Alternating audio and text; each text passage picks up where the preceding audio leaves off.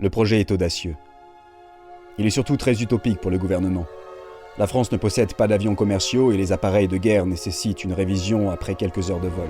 Sans compter que la TECOR ne prévoit rien de mieux que de franchir quelques-uns des lieux les moins accessibles. Les Pyrénées, un défi à elles seules.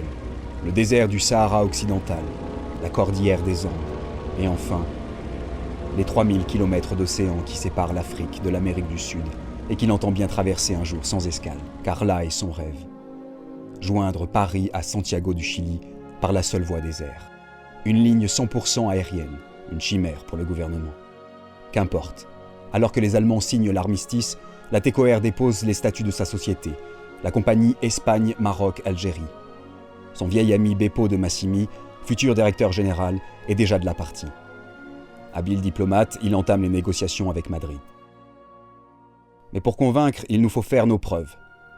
Décidée à frapper l'opinion, la TECOR organise alors un véritable coup médiatique. Rallier Toulouse à Barcelone le jour de Noël. Par chance, le vol se passe sans incident. Et le retentissement auprès des populations françaises et espagnoles est tel que le projet finit par éveiller l'intérêt des politiques. En particulier celui du général Lyautey, résident général au Maroc, très enthousiaste à l'idée de voir le protectorat se rapprocher de la France. La TECOR décide donc de se rendre sans tarder à Rabat.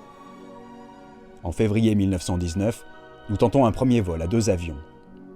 Mais la chance, cette fois, n'est guère de notre côté. Alors que le premier pilote s'apprête à faire escale à Alicante, il découvre une piste d'atterrissage minuscule. La municipalité a confondu les 600 mètres de longueur demandés avec 600 mètres carrés.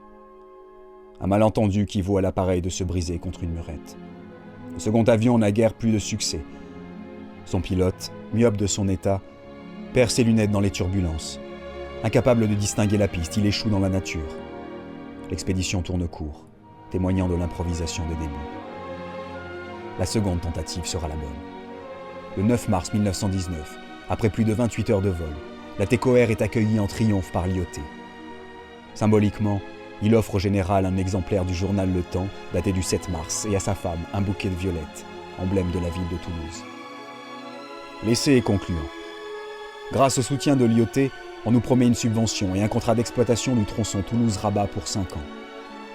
L'armée nous cède 30 Breguet 14, des biplaces à ciel ouvert, plus sûrs que les Salmson, plus spacieux également.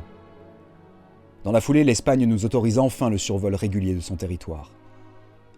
Les 3 premières aéroplaces, ancêtres des aérodromes, sont aussitôt édifiées à Barcelone, Alicante et Malaga.